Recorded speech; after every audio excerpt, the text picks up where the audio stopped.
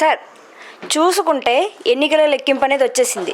మొత్తం మనకి ఎన్ని సీట్లు వచ్చినాయో కూడా ప్రతి ఒక్కరికి తెలుసు. కానీ ఎంత జరిగినా కూడా వైసీపీ కార్యకర్తలు ఇప్పటికి 9వ తేదీన మనం ప్రమాణ స్వీకారం చేస్తాం, అది కూడా వైజాగ్ లోనే అంటున్నారు. అండ్ దానికి సంబంధించిన పనులు కూడా పూర్తవుతున్నాయని అంటూ కొన్ని వీడియోస్ కూడా పోస్ట్ చేస్తున్నారు. సో దీనిపై మీ స్పందన ఏంటి? మరి ఈరోజు మరి ఆ టీవీలో వచ్చే సాక్షి టీవీ చూసినా నిన్నెవరు అట బొమ్మన్నారు నిన్న పళ్ళు రాళ్ళ కొట్టేస్తాం ఇంకోసారిగా నా టీవీ చూసినామంటే. అది సాక్షి టీవీ కాదు, చేతబడి టీవీ. ఆడ 20 చిల్లర ఎంపీలు వచ్చిన, మెంబర్ ఆఫ్ పార్లమెంట్ లోక్సభలు వచ్చిన, ఎడ చూస్తే 165 ఎమ్మెల్యేలు వచ్చి 21 పవన్ కళ్యాణ్ గారు ప్రపంచం సృష్టిస్తూ ఉంటే నువ్వు ఏ ఛానల్ చూడాలా? మీలాంటి వాళ్ళు ఆ ఛానల్ చూసే ఆ హిప్నోటిజం గురి అయిపోయి ఇన్ని రోజులు జగన్మోహన్ రెడ్డిని ముందు తీసుకొచ్చినారు. ఇంకా అలాంటివి జరగకూడదు. అమరావతిలోన ఎక్కడ అనేది రేపు సాయంత్రానికి వస్తుంది. మా భగవంతుడి సాక్షిగా, ప్రజల సాక్షిగా, కార్యకర్తల సాక్షిగా, వీర మహిళల సాక్షిగా పాపం వాళ్ళ పాదాల మీద నమస్కారం చేసి ఈరోజు ఈ కూటమి గెలిచిందంటే వాళ్ళ కష్టార్జితం. కాబట్టి 100% మనం బాబు గారు సీఎంగా ప్రమాణ స్వీకారం చేస్తున్నారు. బాబు గారితో పాటు అత్యద్భుతమైనటువంటి ఆనందంతో పవన్ కళ్యాణ్ గారు ప్రయాణ స్వీకారం చేస్తున్నారు. లోకేష్ బాబు గారు ఈ ఏరియాసే టైంలో ఉంటారు. రెడ్ బుక్ అని ఒకటి ఉంటుంది మా దగ్గర. ఇప్పుడు కాసేపట్లో వ్యవసాయం చేయబోతున్నాడు. పోకిర్లో చెప్పాడు కదా, ఎవడో నేరాలో ఆ పన్ను ఉంటాడు. ఇది జరగబోయేది. ఓకే, కొంతమంది వైసీపీ నేతలు ఏమంటున్నారంటే దానికి కార్యకర్తలుగా ఉండేవాళ్ళు, వాళ్ళకన్ని సీట్లు వచ్చే అవకాశం ఎక్కడిది, సింపతితో గెయిన్ చేసుకున్నారు, అయ్యా నాకు ఒక్క అవకాశం ఇవ్వండి అంటూ పవన్ కళ్యాణ్, ఇదే నా ఆఖరి పోలింగ్, నేను ఇంకా మళ్ళీ ఎన్నికల్లో పోటీ చేయలేను, నాకు చివరి అవకాశం ఇవ్వండి అంటూ చంద్రబాబు అడుక్కోవడం వల్ల వచ్చిన ఓట్లే తప్ప ఎవరు అంటే నాయకుడుగా అనుకుని వేసిన ఓట్లయితే కాదు, సింపతితో చివరిసారి ఒకసారి అవకాశం ఇచ్చి చూద్దామని వేసారు తప్పితే వాళ్ళ ఓట్లు వచ్చే అవకాశం కూడా లేదు అని కొంతమంది అంటున్నారు. దీనిపై మీ స్పందన ఏంటి సార్? సరే అమ్మా, ఇప్పుడు మరి జగన్మోహన్ రెడ్డి ఒక్క అవకాశం అడగలేదా 2019లో? జగన్మోహన్ రెడ్డి బాబాయిని చంపేలేదా? జగన్మోహన్ రెడ్డి ఒక్క అవకాశం అని అవ్వలకి తాతలకి ముద్దు పెట్టలేదా? నువ్వు చేస్తే అధికారం, ఎదుటోడు చేస్తే అహంకారమా? అవును, జనాలకు మంచి చేసే విధానంలో ఒక అవకాశం ఉండని అడుగుతారు, అందులో తప్పే ఉంది. జనాలు చైతన్యం చేయడంలోనో, ప్రేరేపించడంలోనో, జనాలకు అర్థమైనా చెప్పడంలోనో ఈరోజు ఒక ఓటు అడుక్కుంటేనో అడిగితే తప్పే ఉంది. అందులో జనాలకు మంచి చేయడానికి, సేవ చేయడానికి, వాళ్ళ సేవ చేయడానికి అడిగితే తప్పే ఉందంటున్నా. తప్పేమీ లేదు. జగన్మోహన్ రెడ్డి మొదలుపెట్టిన విద్యలు కాదు అవి. ఈరోజు ఎవరు అడుక్కున్నారు, ఎక్కడ అడుక్కున్నారు? ఒక అవకాశం ఇవ్వండి అన్నారు. అవకాశం అంటే ఏంటి? ఒక ఛాన్స్ ఇవ్వండి, మేమేంటో ప్రూవ్ చేసుకుంటాం, ఇంకా బాగా చేస్తూ ఉన్నారు జనాలు. ఈరోజు ఆ విధానం నచ్చి కాబోలు 160 సీట్లు కట్టబెట్టారు. మరి ఎవరు వీళ్ళు ఇక్కడ డూప్లికేట్ పనులు చేస్తుంటే, అవినీతి పనులు చేస్తుంటే, అబద్ధాలు చెప్పుంటే 160 సీట్లు వచ్చి పవన్ కళ్యాణ్ గారు 21 సీట్లు జనాలు ఎందుకు ఇస్తారు? ఇదే ఇలాంటి ఎదవ మాటలు, ఇలాంటి డెకాయిట్ మాటలు, ఇలాంటి లఫంగి మాటల వల్లే వీళ్ళు సంక నాకిపోయారు. ఆరా మస్తాన్ అనే వ్యక్తి లైవ్ ఛానల్లోకి వచ్చి వైసీపీ ఖచ్చితంగా గెలుస్తుంది అంటూ ఎన్నికల లెక్కింపు మొదలైనప్పుడు వచ్చాడు. ఆ లెక్కింపు అనేది కొనసాగే కొద్దీ ఆయన కనిపించకుండా సడన్ గా పోయారు లైవ్ ఛానల్లో నుంచి. అసలు ఎందుకు వెళ్ళిపోయారు అంటారు? ఏమ్మా, ఒక విషయం చెప్తా, గుర్తుపెట్టుకో. ఆరా మస్తాన్ ఎవరు? ఇంకొక వేణుస్వామి, ఇంకొక పోసాని, ఇంకొక శ్రీరెడ్డి, ఇదంతా ఒక బ్యాచ్. సర్వే చేశాను అంటే సర్వే ఎడ చేసామని ఎవరో ఒక యాంకర్ అడిగితే టోల్ గేట్ల దగ్గర బస్సులు రాసుకున్నాడు. టోల్ గేట్ల దగ్గర బస్సులు, బిందుల దగ్గర ఆడోళ్ళు, పెన్సిల్ కొనుక్కునే పిల్లకాయలు, ఇదే సర్వే అంటే. సర్వే ఏంటంటే చెప్పనా, నిజాయితీగా ఎలాంటి పథకాలు చెప్పి అమలు చేయలేదు, ప్రజలు ఎలాంటి అవినీతి అరాచకాల దృష్ట్యా ఇబ్బంది పడుతున్నారో, నలిగిపోతున్నారో, ఎలాంటి వ్యతిరేకత ఉందో అని 10 మంది దగ్గరికి వెళ్ళి కూర్చొని మాట్లాడితే వచ్చే సర్వే చాలు. నేను ఫస్ట్ నుంచి చెప్తున్నా, 145 సీట్ల నుంచి 160 సీట్లకు కూటమికి వస్తుంది. కొన్ని వందల వీడియోలు చెప్పా. నేను ఈ రోజు వెనక్కి తగ్గాల. 110, 111, 112 అన్నారు. కిరాక్ కార్పొరేట్ 140, 160 కొన్ని వందల వీడియోలు లైవ్లో కూడా చెప్పి, ఏబిఎన్లో కూడా చెప్పాను, చూసుకో కావాలంటే. అది నా దమ్ము, నా ధైర్యం, వాళ్ళ అవినీతి మీద ఉన్న నమ్మకము. అంతేకాని ఆరామస్తాన్ ఎవరు, తేరామస్తాన్ ఎవరు, పోరామస్తాన్ ఎవరు? అమ్ముడిపోయాడు అతను. అమ్ముడిపోయి ఉదయాన్నే ఎక్కడున్నాడు? సాక్షి టీవీలో ఉన్నాడు, TV9లో ఉన్నాడు. మిగతా దాంట్లో ఎందుకు లేడు? ఆయన ప్రవేశాల్లో ఎందుకు లేడు? డబ్బులు తీసుకున్నాడు, వెళ్ళిపోయినాడు, దిగజారిపోయాడు. ఇంకా సర్వే వాళ్ళని ఎవరు నమ్మరు. 5 కోట్ల రూపాయలు తీసుకున్నాంట, ఇంకెవరు సర్వే వాళ్ళు నమ్మరు. ఇప్పుడు ఆ కేకే అనే వ్యక్తి వచ్చి పెట్టాడు పాపం. ఈరోజు అతను నిలబడ్డాడు. 161 అన్నాడు. 4 కలిసిన ఆశ్చర్యం లేదన్నాడు. 160 వచ్చాయి.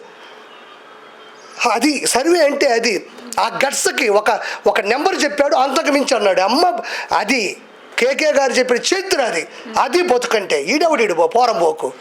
ఆరా మస్తాన్ చెప్పిన మాటల మీద అండ్ వేణుస్వామి చెప్పిన వీటి మీద కొంతమంది డిపెండ్ అయ్యి కొన్ని కోట్ల రూపాయల బెట్టింగ్ అనేవి కాశారంట. ఇప్పుడు అవి నష్టపోవడం వల్ల వాళ్ళు ఎవరికి కనిపించకుండా కనుమరుగైపోయారు అని అంటున్నారు. కాదు నాయన, ఇప్పుడు పోరం పోకని ఎందుకన్నాను?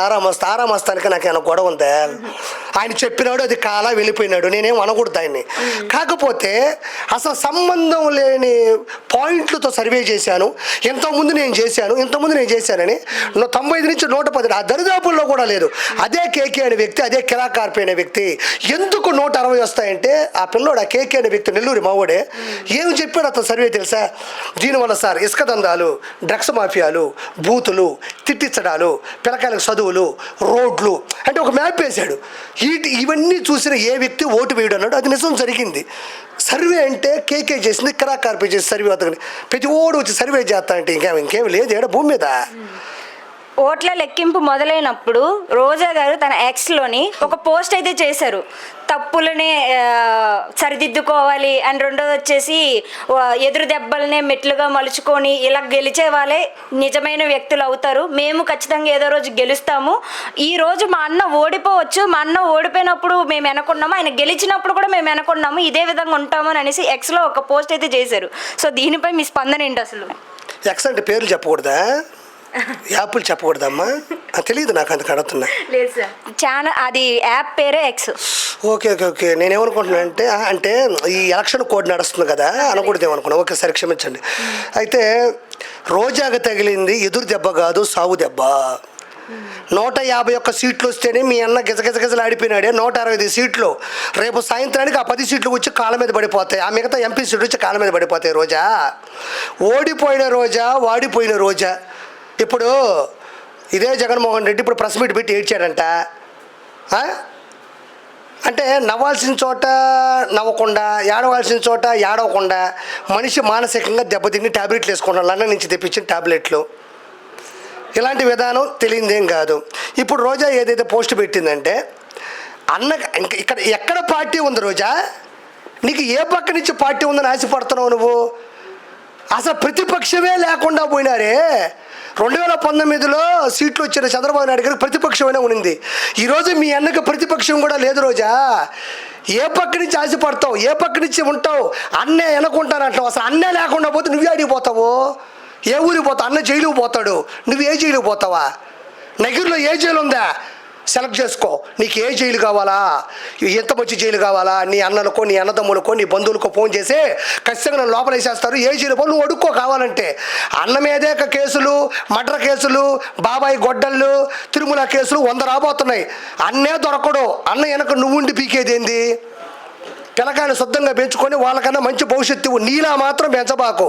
నీలాగా నోటి దురుసు, ఇష్ట ప్రకారం వాళ్ళని పట్టుకొని తిట్టి, సంబంధం లేని చిరంజీవి గారు చేరబెట్టి మంత్రి అయినావు తల్లి, ఇదిగో భోజనం చేయి, నువ్వు గొప్ప స్థాయికి వెళ్ళన్న వ్యక్తినే పక్కరోజు విమర్శించిన కోతి మొహం దానివి నువ్వు కూడా ఈరోజు Jagan నెలకొంటావా?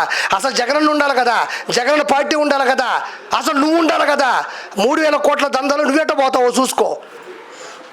At the same time 175కి 175 సీట్స్ మాయే అన్నారు వైసీపీ. ఇప్పుడు చూసుకుంటే డిపాజిట్లు కూడా లేకుండా పోయినాయి. ఈ సందర్భంగా చూసుకుంటే వైసీపీ కార్యకర్తలు ఎవరు కూడా పార్టీల ముందు కనిపించడం లేదు. అసలు ఏమైపోయారంటారు వీళ్ళంతా కూడా? ఏమ్మా నీకు ఒకటి అర్థం కావట్లే. రాబోయేది మనమే. వచ్చిన 151లో ఒక 20 పోయినా 130 వస్తాయి.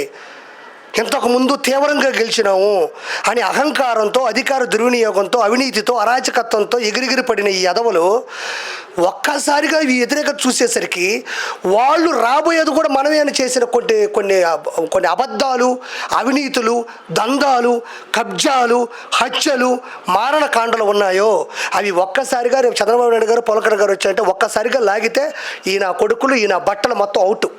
నువ్వు చూసుకో. జైళ్ళు జైళ్ళు సరిపోవు వీళ్ళని లోపలేస్తే, కావాలంటే చూసుకో. జైళ్ళు సరిపోవు, బెయిల్ ఇవ్వడానికి లాయర్లు కూడా దొరకరు వీళ్ళకి. అన్ని కేసులు నమోదు అవబోతున్నాయి చూసుకో. మా దూడ పేదలోడు ఉంటాడు, మా గాడిద కొడుకు నెల్లూరు అనిల్ కుమార్ యాదవ్ అని. ఓడా చంద్రబాబు నాయుడు గారిని పట్టుకొని, లోకేష్ బాబుని పట్టుకొని, ఒక అమ్మ అబ్బకి పుట్టుంటే పల్నాటి పౌరుషు ఏడిడా యాడే పోయినావురా, ఉండవా నెల్లూరులో గాడిద కొడక, ఏమిరా నీకంతా? నెల్లూరులో పుట్టావు, 2 సార్లు ఎమ్మెల్యే అయినావు, గాడిద కొడక ఎట్టుండాలరా నువ్వు? ఆ లోకేష్ బాబుని పట్టుకొని ఇన్ని మాటల, ఒక అమ్మ అబ్బకి పుట్టుంటే, నువ్వు ఏ అమ్మ అబ్బకు పుట్టావు ఈరోజు? నువ్వు ఎవరు అమ్మ అబ్బకు పుట్టావో, ఎవరికి పుట్టావో నువ్వు వచ్చి ఈరోజు వాస్తవాలు ఇవ్వు. ఈరోజు దాక్కొని నిలిపినావు. నరసరావుపేటలో డిపాజిట్లు రాలా నీకు? నువ్వు రా, నువ్వు ఇద్దురా. లోకేష్ బాబు అన్నావు కదా అమ్మ అబ్బకు పుట్టావని. నువ్వు అమ్మ అబ్బకు పుట్టుంటే నువ్వు నెల్లూరులో నిలబడి రేపటి ఇస్తొద్దాం. ఎన్ని అఘాయిత్యాలు, ఎన్ని కబ్జాలు, నువ్వు ఎన్ని రౌడీ సెటిల్మెంట్లు, ఎంత నోటుకొస్తే అంత మాట్లాడి వేమిరెడ్డి గారు లాంటి గొప్ప వ్యక్తిని పట్టుకొని పాపాలు చేసిన వాళ్ళు మాత్రమే పుణ్యాలు చేస్తారన్న ఎదవు నువ్వు ఏ అమ్మ అబ్బకు పుట్టావో, నిజంగా అమ్మ అబ్బకు పుట్టుంటే ఇక మీద నువ్వు నెల్లూరులో నిలబడు, అప్పుడు చూద్దాం. పోయినసారి వచ్చినాయి 10 సీట్లు, ఇప్పుడు టీడీపీ 10 సీట్లు.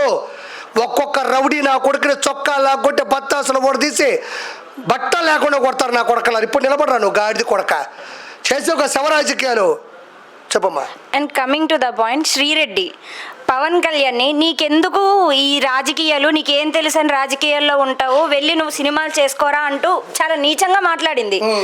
ఎన్నెన్ని బూతులు ఆడిందంటే అలాంటి మాటలు ఎవరు ఆడుండ్రు. అలాంటి వీడియోలన్నీ తీసుకొచ్చి కూడా ఆమె పోస్ట్ చేసింది.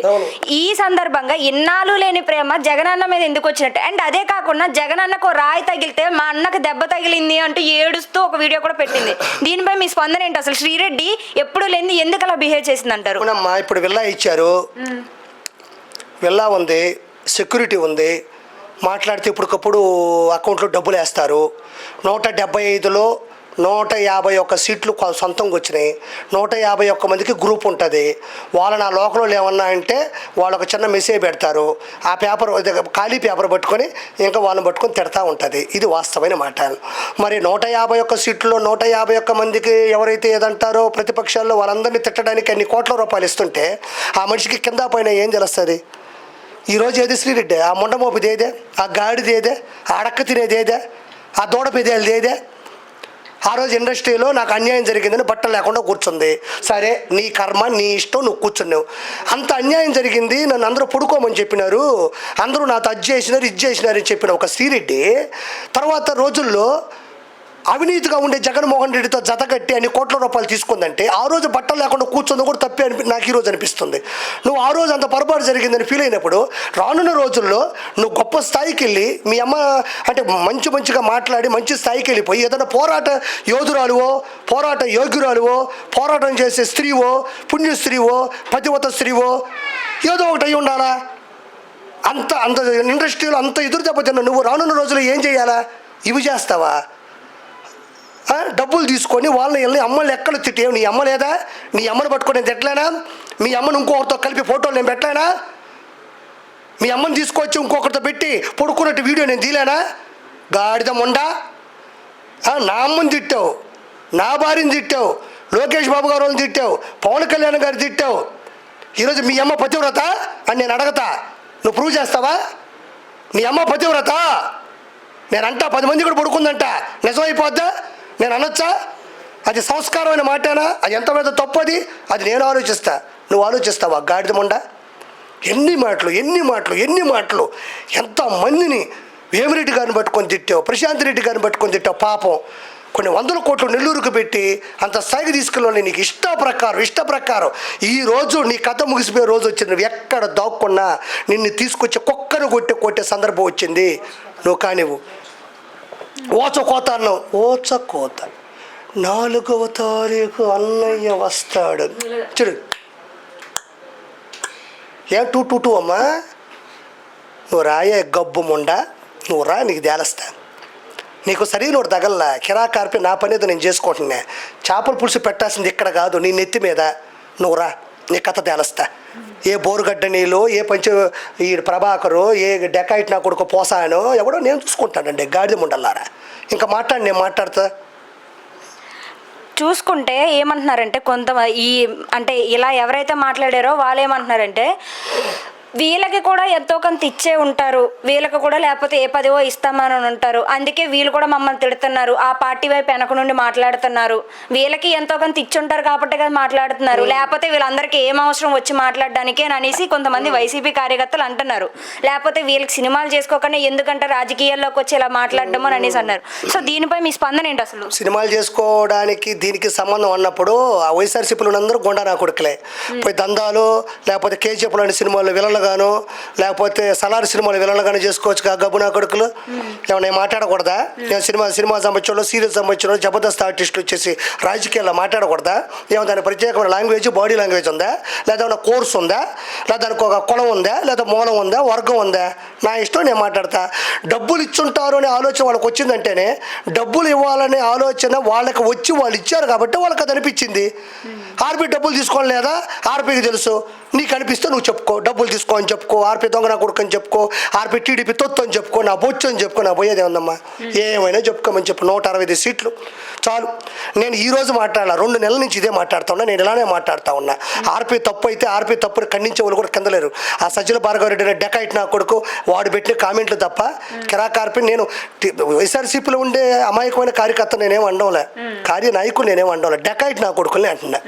అండ్ రెండోది వచ్చేసి నాకు పదవి వద్దు అంటూనే పదవిని ఇండైరెక్ట్ గా అడుగుతున్నారు అని అనేసి అంటున్నారు, కొంతమంది కామెంట్స్ చేస్తున్నారు. సో దీనిపై మీ ఒపీనియన్ ఏంటి?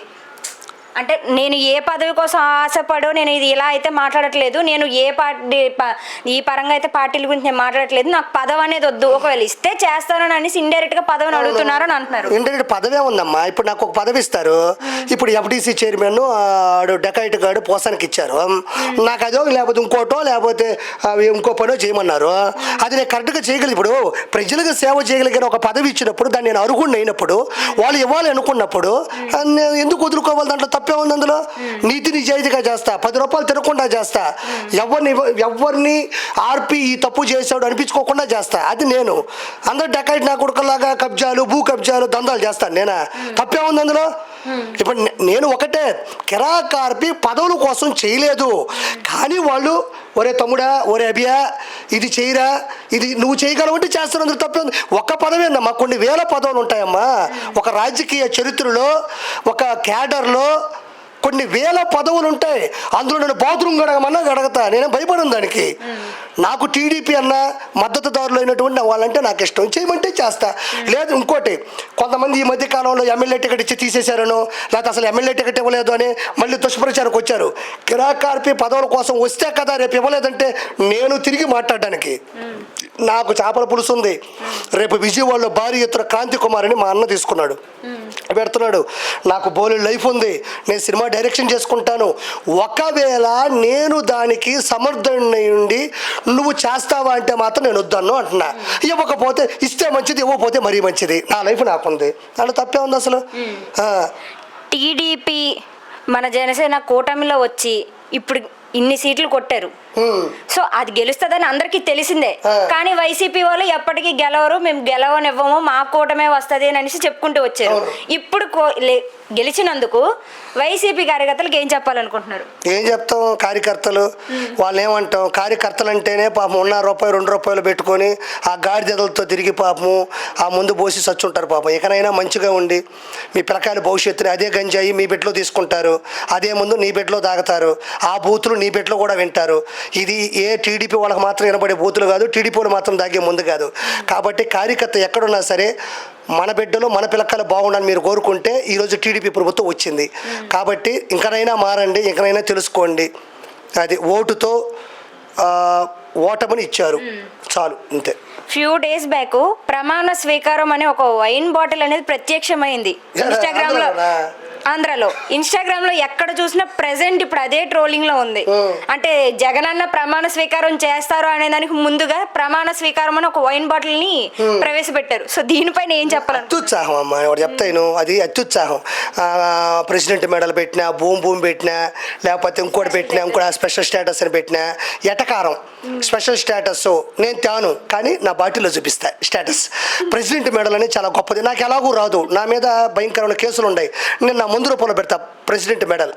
భూమ్ భూమ్ అంటే ఓహో భూమ్ భూమ్ భూమ్ భూమ్ అట్లా అండ్ అంతే అతను. అందుకే ఇప్పుడు మానసిక స్థితి బాగాలేదు. లండన్కి వెళ్ళి ట్యాబ్లెట్లు తెచ్చుకున్నాడు, అవి కూడా అయిపోయినాయంట. ఈరోజు ఓడిపోయినాడు, ఇంకా ట్యాబ్లెట్లు కావాలి అతనికి. అది లాస్ట్గా ఒక్క మాట చెప్తున్నా. ఆ రోజు మాచర్ల నియోజకవర్గంలో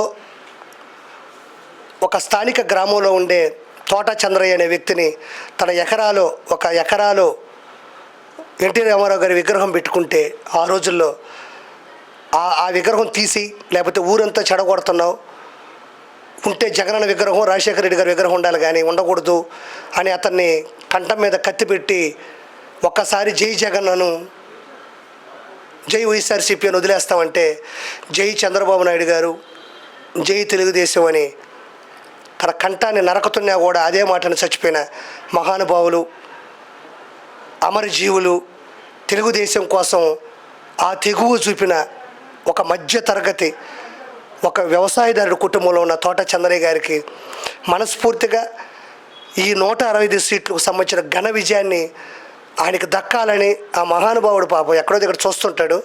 ఈరోజు మనం గెలిచాం సార్, ఇది మీకు అంకితం సార్. వాళ్ళు ఎలాగో ఇస్తారు, నా తరపున నాకున్న చిన్న స్థాయిలో ఇస్తున్నాను. మీ బిడ్డను కూడా లోకేష్ బాబు గారు చదివిపిస్తున్నారు, మీ కూతురుకు కూడా మంచి పెళ్లి చేస్తుంది టీడీపీ కూడా. మీలాంటి కార్యకర్తలు ప్రపంచంలో చాలా అరుదుగా ఉంటారు సార్. ఈరోజు 165 సీట్లు సార్. మీరు ఎక్కడున్నా మీ ఆత్మ శాంతిస్తుంది, మీ ఆత్మ గొప్పది. మీలాంటి అమరజీవులు పొట్టి శ్రీరాములు లాంటి వ్యక్తిత్వం ఉన్నవాళ్ళు మీరు. ఇది ఈరోజు మీరు సంబరాలు చేసుకోండి సార్. మీ యొక్క ఎప్పుడు మీ ఆశీస్సులు మాకు తెలుసో తెలియక దక్కుతున్నారని కోరుకుంటున్నాను sir. Thank you so much. చివరిగా లాస్ట్ క్వశ్చన్, మన యువత, నిరుద్యోగులుగా ఉన్న యువత తమ సొంత డబ్బుతో ఎంతో దూరం నుంచి ఉన్నా కూడా ఆ దూరం అనేది మైండ్లో పెట్టుకోకుండా అభివృద్ధి కావాలి అనే ఉద్దేశంతో వచ్చి ఓట్లేసి గెలిపించారు. సో ఆ యువతకి ఇచ్చే మొదటి హామీ ఏంటి?